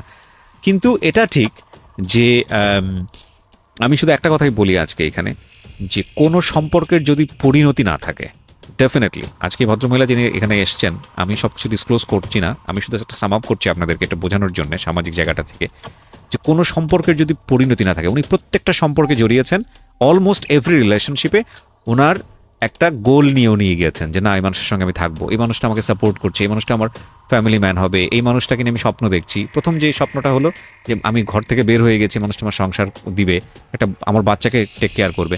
কিন্তু ওই যে প্রথম যে ভুলটা ছিল, এই ভুলের পরের হোঁচট খাওয়ার পর থেকেই কিন্তু আরও ভুলের মধ্যে জড়িয়ে পড়া। এবং এই স্বপ্ন দেখার জায়গাটায় আমার একটা কথা, সেটা হলো কোনো ছেলের সঙ্গেই বৈবাহিক সম্পর্ক থাকা অবস্থায়, আমি এটা আবারও রিপিট করছি, বৈবাহিক সম্পর্ক থাকা অবস্থায় কোনো ছেলের সঙ্গে সে যদি পীর দরবেশ হয়, ডু উইথ ডিউ রেসপেক্ট, মানে পীর শব্দটা আমার এখন উচ্চারণ করা ঠিক হচ্ছে কিনা আমি জানি না, কারণ তারা অত্যন্ত জ্ঞানী মানুষ, সব পীরই আবার জ্ঞানী না, যাই হোক। তো সেই জায়গাটা মানে এইরকম পর্যায়েরও যদি মানে দেখতে শুনতে হয়, তাদেরকে সন্দেহের চোখে দেখুন। মানে প্রথম কথা হচ্ছে যে আমাদের ধর্মীয় জায়গাটা থেকে তো মেলামেশাই উচিত না। আপনি আপনার হাজব্যান্ড থাকা অবস্থায় কেন অন্য ছেলের সঙ্গে আপনি কথা বলতে যাবেন, মিশতে যাবেন, সেটা অন্য বিষয়। কিন্তু তারপরও আমাদের যে সামাজিকতা, আমাদের যে লাইফস্টাইল, আমাদের যে সব কিছু, সেখান থেকেও যদি আমি বলি যে আপনার হাজব্যান্ড থাকা অবস্থায়ও যদি একটা ছেলে আপনার লাইফে আসতে চায়, এবং সে আসতে চাওয়ার জায়গাটা থেকে আপনার বিষয়টা যদি এরকম থেকে, ঠিক আছে আমি প্রেজেন্ট লাইফে হ্যাপি না, আপনি তাকে নিয়ে সংসার করবেন, এবং সেরকম দেখাই যাচ্ছে তার মধ্যে, আমি আপনাকে বলবো সন্দেহের চোখে দেখুন। কারণ টু বি অনেস্ট, আপনি সংসার শুরু না করা পর্যন্ত সেই মানুষটা সম্পর্কে এমন সম্পর্কে আপনি যায়েন না যেটা আপনার জীবনটাকে ভয়ঙ্কর রকমভাবে দুর্বিষহ করে তুলবে। নাম্বার ওয়ান, কজ যেই হোক না কেন ছেলে, কেউ আসবে আপনার কাছে, ঠিক আছে আমি তোমাকে বন্ধুর মতো পাশে থাকতে চাই, কেউ আসবে কেউ বলবে যে ঠিক আছে কিচ্ছু না, আমার এগুলো কোনো চিন্তা ভাবনাই নাই, আমি তোমার সংসারটা ভালো থাকুক এইটা চাই, কেউ আসবে বলে না ঠিক আছে আমি আছি মানে টাইম পাস করার জন্য। আপনি যদি জেনে বুঝে একটা ভুল করেন, দ্যাটস আ ডিফারেন্ট কেস। কিন্তু আপনি যদি মনে করেন যে টার্গেটই হচ্ছে একটা মানুষকে নিয়ে আপনি সামনের দিকে আগাবেন, এখানে একটা হোপ তৈরি হবে, এখানে একটা ভালো ড্রিম আছে, তাহলে আপনি অবশ্যই, আমি যেটা বুঝি যে ওই যে একটা কথা বলে যে আসলে ছেলেরা বন্ধু হয় না বা কি মানে জানি না, মানে কথার কথা আর কি, এই জায়গাটায় অন্তত আপনাকে সন্দেহের চোখে দেখতেই হবে। কজ ঘুরে ফিরে ইন্টারেস্ট আসলে সবারই এক জায়গায় গিয়ে থামে। একদম ফ্রয়েডিয়ান থিওরি অনুযায়ী দ্য ম্যাক্সিমাম কেস ইজ, মানে ডেফিনেটলি 99.9% ইজ সেম, সে যত সাধু বাবাই হোক না কেন। সুতরাং এই জায়গাটা থেকে আজকে ওনার একটা মারাত্মক রকমের ভুল ছিল, নাম্বার ওয়ান। নাম্বার টু হচ্ছে হলো গ্যাপ। দেখেন ওনার হাজব্যান্ড দেশের বাইরে থাকতো, আমাদের এই জিনিসগুলো অনেক সময় মনে করে যে ইটস রগা একটা স্টোরি, শুনতে ভালো লাগে, আরে না জানি কী করছে একটু শুনে দেখি, আজকে অনেকেই রেডিওতে কান পাতবে, আজকে অনেকেই ইউটিউবে যাবে, কি আছে এর ভিতরে, মানে একদম অনৈতিক বিষয়গুলো আছে। দেখুন এটা আমাদের জীবনের একটা অংশ, একটা ভয়ঙ্কর রকমভাবে অংশ। অনেকে মনে করেন এগুলো ডিসক্লোজ করা উচিত না, এগুলো ওপেনলি আসা উচিত না, সেই জায়গাটায় আমার দ্বিমত আছে। আমার মনে হয় যে এগুলোকে ডিসক্লোজ ইন এ সেন্স করা উচিত যদি ডিসক্লোজ করার ক্ষমতা থাকে। কীরকম ধরেন যে এটা একটা ফ্যামিলি প্রবলেম, এবং এটা একটা যে কোনো মেয়ের ক্ষেত্রেই হতে পারে বা যে কোনো ছেলের ক্ষেত্রেই হতে পারে, তার জীবনটা কত ভয়ানক রকমের দুর্বিষহ হয়ে ওঠে, সেটা যদি খুব সুন্দরভাবে ইন এ সিস্টেমেটিক ওয়েতে ডিসক্লোজ করে যদি একটা লেসন পাওয়া যায়, নিজের জীবনটাকে যদি কারেকশন করার সুযোগ থাকে, তাহলে সেটাকে ডিসক্লোজ করা যেতেই পারে। এইখানে যেই প্রবলেমটা আমাদের হয়, আমরা খুব মোটা দাগে জানি যে হাজব্যান্ড দেশের বাইরে থাকলে বা ওয়াইফ একটা ডিস্টেন্সে তৈরি হলে, একটা কথা হচ্ছে ডিস্টেন্স একটা গ্যাপ তৈরি করে দেয়, এবং এই গ্যাপটা অনেক সময় পূরণ করার জন্য মনটা আগুপাকু করে। কেউ যদি থাকতো, কেউ যদি, আমি যে সাজুগুজু করে বের হয়েছি, কেউ যদি এসে আমাকে একটু প্রশংসা করতো, বা ওনার হাজব্যান্ড তো এইটা করে, ওনার হাজব্যান্ড তো এইটা করে, আমার হাজব্যান্ড তো এটা করে না, বা ওনার ওয়াইফ তো এইটা করে, তা ওনাকে তো এই সাপোর্টটা দেয়, এটা তো করে না। বাট আপনি হয়তো জানেন না ওনার হাজব্যান্ড যে জিনিসটা করতে পারে না, সেই কোয়ালিটিটা হয়তো আপনার হাজব্যান্ডের মধ্যে আছে। ডেফিনেটলি এই ভদ্রমহিলার হাজব্যান্ডের মধ্যে তো সেই কোয়ালিটি আছে। এত কিছু করার পরে তিনি এটা মেনে নিয়েছেন, এবং উনি সেটা দেখেন নাই, উনি ভালো জিনিসটা দেখেন নাই। এবং অদ্ভুত বিষয় হচ্ছে আমাদের মধ্যে যে ডিমান্ডটা ক্রিয়েট হয়, লাইক আমি একটা জিনিস চাচ্ছি এই মুহূর্তে, এটার বাইরেও এটা যদি আপনাকে কেউ দিতে পারে তাহলে সে ভালো মানুষ, কিন্তু এটার বাইরেও যে অনেক অনেক ভালো জিনিস আছে একটা মানুষের মধ্যে থাকতে পারে, ওই চিন্তাটা আমাদের মধ্যে ম্যাক্সিমাম সময় কাজ করে না। তো এই ভদ্রমহিলাকে এই জিনিসগুলো বোঝানোর মতো কেউই ছিল না, তার ফ্যামিলি সার্কামস্ট্যান্সেস, ওনার কথা অনুযায়ী আমি যেটা বুঝে নিই। তবে এটা ঠিক প্রকৃতিগতভাবে এটা সত্য যে গ্যাপ একটা ডিস্টেন্স তৈরি করে, এবং এই গ্যাপের সময় ভালোবাসার মানুষের প্রতি ভালোবাসা তীব্র রকমভাবে বেড়ে যায়, চাহিদাটাও অনেক বেশি বেড়ে যায়, এবং আপনার যদি অন্যরকম কোনো চাহিদা থাকে সেটারও একটা সুযোগ তৈরি হয়, এবং সেটাও খুব তীব্রভাবে বেড়ে যায়। এই জন্যে গ্যাপ যেরকমভাবে ডিস্টেন্স তৈরি করে, গ্যাপ ঠিক একইভাবে মনের ভেতরে যে আগ্রহটা সেটাও কিন্তু খুব তুমুলভাবে ক্রিয়েট করে। তো সেই জায়গাটা থেকে এই ভদ্রমহিলার ভুল করার সুযোগ ছিল, বয়সটাও অনেক কম, ভুল করার সুযোগ ছিল। আরেকটা ভয়ঙ্কর বিষয় ছিল, ভয়ঙ্কর বিষয় বলছে এই কারণে যে ইনি যে ঘটনাগুলো ঘটিয়েছেন বা যেটা হয়েছে, এটা সবাই সামহাও, আমি পুরো স্টোরিটা এখানে ডিসক্লোজ করবো না, সামহাও ওনার ফ্যামিলি রিলেটেড এবং ওনার চারপাশের মানুষজন ওনাকে চিনে, এইরকম কিছু মানুষের মধ্যে ওনার ঘটনাগুলো ঘটেছে। এবং মোস্ট ইন্টারেস্টিংলি সেটা হলো উনি দেখতে মাশাআল্লাহ অনেক সুন্দর। আমি স্টোরির শেষে এসে শুধু একটা কথাই বলতে চাই, সেটা হলো যে সংসার অনেক পবিত্রতম একটা জায়গা। আমাদের ভুল হয়ে যায়, ডেফিনেটলি আমরা মানুষ এবং আমাদের ভুল হতেই পারে, কিন্তু ভুল থেকে শুধরে আসার জন্য সৃষ্টিকর্তা আমাদেরকে বারবার সুযোগ দিয়েছেন, সেই সুযোগটা আমরা নিব, ডেফিনেটলি নিব, কেন নিব না। কিন্তু এমন ভুল যেন আমরা না করি যাতে করে আমাদের সন্তানরা সাফার করে। আজকে যিনি এসছেন ওনার দুটো বাচ্চা বয়স আছে, উনি ভবিষ্যতেও সন্তান সম্ভবা, আমরা দোয়া করি যে উনি যেন ভালোভাবে ওনার সন্তানটাকে দুনিয়াতে নিয়ে আসতে পারেন। কিন্তু উনি অকপটে স্বীকার করেছেন যে উনি কী ভুলগুলো করেছেন ওনার জীবনে, আর এই ভুলগুলো আসলে একটা বেটার ফিউচার দেয় না। আপনার মনের একটা ক্ষুধা থাকবে একটা ভালো মানুষ খুঁজে পাওয়ার জন্যে, একটা চমৎকার মানুষ খুঁজে পাওয়ার জন্যে, যেভাবে আপনি হয়তো ইমাজিনেশনের জায়গায় চিন্তা করেন সেরকম একটা মানুষ পাওয়ার জন্য, সেই ক্ষুধাটা সারা জীবন থাকে। ইটালিয়ান একটা প্রবাদ আছে, সৃষ্টিকর্তা মানুষকে তৈরি করেন এবং তৈরি করার পরে হার্টের অর্ধেক তাকে দেন, মানে ভালোবাসার জায়গাটা থেকে, আর অর্ধেক বাকি দুনিয়ার মধ্যে ছড়িয়ে দেন। মানে বিষয়টা হচ্ছে এরকম যে ধরেন আপনি ছেলে হিসেবে দুনিয়াতে এসছেন, আপনার একটা হার্টের অর্ধেক আপনি নিয়ে এসছেন, আর বাকি অর্ধেক কোনো একটা মেয়ের মধ্যে আছে, এবং ওই যে ভাঙা অর্ধেকটুকু, সেই অর্ধেকটুকুর সাথে বাকি অর্ধেকটুকু খুব ভালোভাবে ম্যাচ করবে, যে সেটা যদি পারফেক্টলি আপনার হার্টের ভাঙা অর্ধেকটুকু হয়। কিন্তু সেটা যদি না হয়, তাহলে ধরেন প্রত্যেকটা মেয়ের মধ্যে একটা হাফ হাফ হাফ হাফ করে একটা ভাঙা হার্ট আছে। আপনি একটা জোড়া দিতে চাইলেন, মিলল না, আরেকটা জোড়া দিতে চাইলেন, মিলল না। আমাদের লাইফের ম্যাক্সিমাম টাইপটাই হচ্ছে এরকম, যে আমরা যে মানুষটাকে কাছে নেই, কিছুদিন পরে জানি যে না, এই মানুষটা আসলে সব স্বয়ংসম্পূর্ণ না। এটা আপনার দিক থেকে যেমন সত্য, যে মানুষটাকে নিয়ে আপনি সংসার করছেন বা যে মানুষটাকে আপনি লাভ করেন তার দিক থেকেও সত্য। সেখানে যোগ করতে হয় কম্প্রোমাইজ, সেখানে যোগ করতে হয় স্যাক্রিফাইস, সেখানে যোগ করতে হয় লাইফের অন্য অ্যাম্বিশনগুলো। নইলে ওই যে একটা কথা বলে না, যে প্রেমে পড়ার যে স্টেজটা ভয়ঙ্কর রকমভাবে ইমোশনাল যে স্টেজটা, এটা নিয়ে সারা জীবন রান করা যায় না। আমি সবসময় অনেক সময় বলেছি রেডিওতে। তো আমার মনে হয় যে ওনাকে আসলে বোঝানোর লোকের অভাব ছিল। আপনি শেষ বেলায় আমাকে শুধু একটা কথা বলেন, এটা বলেই আজকে আমি অনুষ্ঠানটা শেষ করতে চাই।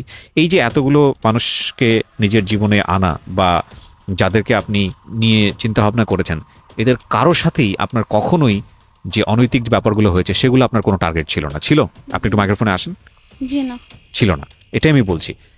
এটা খুব বোল্ড একটা ওয়ার্ড, যে ছিল না, কিন্তু আপনার একটা ইচ্ছা ছিল এদের মধ্যে কেউ না কেউ আপনার যেরকম আপনি স্বপ্ন দেখেন সেই স্বপ্ন পুরুষটা হবে। জি। আমি কি ভুল বলেছি? স্বপ্ন পুরুষ অথবা আমার মানে আছে না যে পাশে কেউ থাকবে সাপোর্টার, হ্যাঁ, হইতে পারে বাবা নইলে মা। হ্যাঁ। আমি তো বা বাবা কোনো মাকেও পান ভাই নাই, কাউকেও তো ওইভাবে পাননি সাপোর্ট। না, যে আমি সাপোর্টার ওরকম থাকবে, কাউকে ঠিক আছে, চাইছি সাপোর্ট থাকবে, কিন্তু এইরকম অনৈতিক সম্পর্কে জড়িত না, না। বন্ধুর মতো থাকবে, এটা জি। হতে পারে। কিন্তু আপনি দিন শেষে কি দেখেছেন? দিন শেষে এতগুলো মানুষের সাথে জড়ানোর পর দিন শেষে রেজাল্টটা কি? তাদের টার্গেটটা কি থাকে? তাদের উদ্দেশ্য হয়েছে, উদ্দেশ্য ঘুরে ফিরে ওই সফল একটা হয়েছে, জিনিসই। বাট আমারটা কিছুই আমি পাইলাম না। না, কিন্তু আপনি তো কিছু পাননি, জি। ডেফিনেটলি পাননি। তো সেই জায়গাটা থেকেই আজকের হচ্ছে সিক্রেটসটা। তো আমি এটাই বলতে চাই যে আপনি একটা সম্পর্কের মধ্যে থেকে আপনার হাজবেন্ড থাকা অবস্থায় যেটা আপনার জন্য যে চেষ্টাটা ছিল, সেই অবস্থায় বিশেষ করে আজকে যারা শুনছেন, এখানে ম্যারিড পার্সন যারা আছেন তাদেরকে বলবো, সেই অবস্থায় অন্য যে কোনো ধরনের সম্পর্ক আসুক, অন্য যে কোনো ধরনের কেউ যদি ভাই হিসেবে পাশে দাঁড়ায়, কিংবা এটা অন্য ভাইস ভার্সা, একটা মেয়ের ক্ষেত্রে হতে পারে, একটা ছেলের ক্ষেত্রেও এটা জিনিসটা হতে পারে, যদি পাশে দাঁড়ায়, দ্যাট ডেফিনেটলি রং। এবং সেই জায়গাটায় একটা ভয়ঙ্কর রকম বিপদগামী একটা সম্পর্কের জন্ম হতে পারে। That is almost 100% sure. So thank you so much. চিন্তা করে নিন যে জেনে শুনে আগুনে ঝাঁপ দেবেন কিনা। এটা আমার মনে হয় যে আজকের এই এপিসোড শুনে আপনাদের সবারই এই রিয়েলাইজটা হওয়া উচিত। ভালো থাকুন সবাই। আমরা সবসময় যে কথাটা বলি, একজনের সিক্রেটস আরেকজনের জীবনের সিক্রেটসগুলোকে দমন করুক। কারণ আমাদের এই অনুষ্ঠানের উদ্দেশ্যই থাকে এটা, যে একজন মানুষ ভুল কেন করেছেন, একজন মানুষের ভুলের ধরনটা কী, তারপরে এই ভুলের পরিণতিটা কী, সেটা জেনে যাতে করে আমরা আমাদের জায়গা থেকে কারেক্ট হতে পারি। তো আজকের এই অনুষ্ঠানটা আমাদের মনে হয় সামাজিক এই যে সম্পর্কগুলো, অনৈতিক সম্পর্কগুলো, সেই সম্পর্কগুলোর জায়গাটা থেকে এটা একটা বড় ধরনের লেসন, বিশেষ করে ম্যারিড গার্ল যারা আছেন তাদের জন্য। So thank you so much. ভালো থাকুন আপনারা সবাই।